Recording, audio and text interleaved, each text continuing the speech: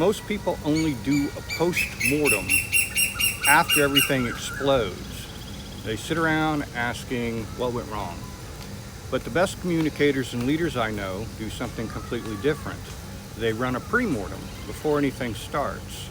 Today I'm going to show you a simple structured dialogue technique that lets you surface hidden risks, kill bad ideas early, and look like a strategic genius in every important meeting or decision.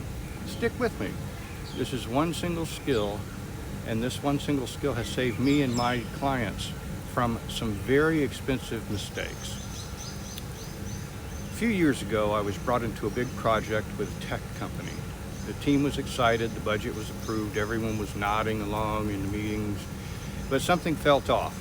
Instead of going with the flow, I asked the team to do a 12-minute pre-mortem exercise. Within those 12 minutes, we discovered 3 critical risks that would have almost certainly killed the project.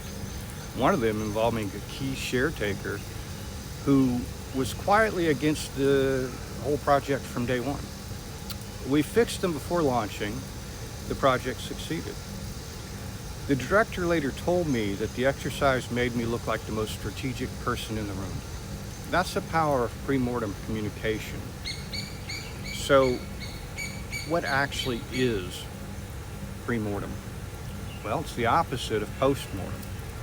Instead of analyzing failure after it happens, you pretend the project or decision has already failed and work backward to figure out why it failed. This simple mindset shift is incredibly powerful because it bypasses optimism bias, that natural human tendency to only see what can go right. Here's the exact 4-step dialogue framework that I use with teams and for my own high-stakes decisions. Step 1 is you set the scene. Say something like, okay team, let's fast forward 6 months. The project has completely failed. It's a disaster. What happened? This framing is important. You're giving everyone permission to be negative without sounding pessimistic. And step 2, silent brain dump. Everyone writes down 3 to 5 reasons why it failed, silently, no talking yet. This prevents groupthink and lets the quiet people contribute. Step 3, round robin sharing. This is really gold. Go around the table, each person shares one risk at a time. As the facilitator, your job is to ask powerful follow-up questions. What would cause that to happen? Or what would need to drop the ball? Who would need to drop the ball for this to occur? What early warning signs would you see? Step 4 is mitigation and ownership. For every major risk, ask, how do we prevent this or reduce the damage? Then assign clear owners and deadlines. Here's an example. Team project. Launching a new product. Pre-mortem might reveal the sales team doesn't actually understand the value. A key partner might delay integration, or we're overestimating customer demand by 40 or 50%. Another example, a personal high-stakes decision. Thinking about quitting your job or moving to a different country? Run a solo pre-mortem. It's 12 months from now, and this decision was a total failure. Why? You'll catch emotional blind spots you'd normally miss. The third example is difficult conversation. Preparing for a tough feedback session, say with your boss.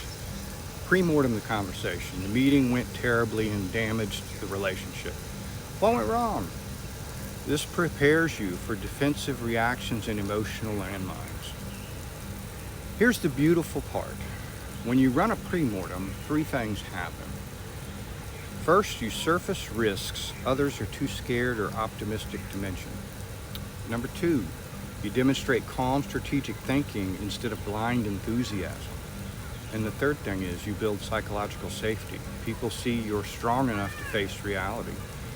Most people try to look smart by being optimistic. You'll look smarter by being prepared. So here's a challenge for you this week. Before your next big meeting, project, or important personal decision, run a pre-mortem. If it's not 12 minutes, you can make it 10 minutes. That's still extremely powerful. Drop in the comments what decision or project you are going to run the pre-mortem on this week. If you found this valuable, hit the like button and share it with someone who always rushes into decisions. I've got more counterintuitive communication strategies coming. Subscribe and turn on notifications so you don't miss them. Talk soon.